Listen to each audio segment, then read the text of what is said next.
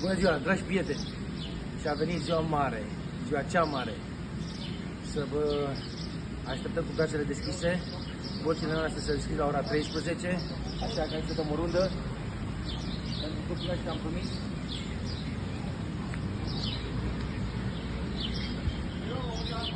Nu știu dacă se vede prin înăuntru.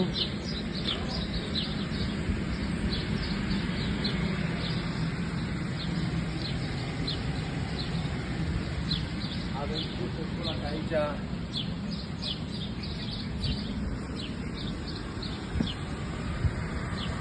Jucărările pentru copilași. Prințese, regine, kamikaze. Avem de toate. Asta pentru copii. O sting? Acolo plătite, sucuri, popcorn, toate bucări. Aici mai avem un pic până amenajăm total. Mesele, scena, mesele.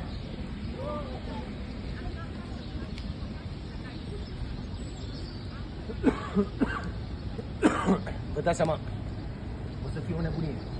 Vremea ne ajută, este frumoasă, este însorită.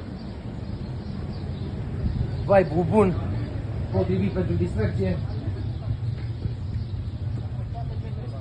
Cărbunii i-am pus, numai o secundă dacă îmi dați voie, Cărbunii i-am pus la încins. Ne pregătim. Barul, berea și nebunia asta de aici. Deci nu știu cum vreau să vă spun, dar vreau să vă zic. Vă așteptăm să bem, să mâncăm, să ne distrăm, să ne simțim bine, să ne bucurăm de 1 maiul ăsta. Și cred că și voi vă doriți la fel. I love you.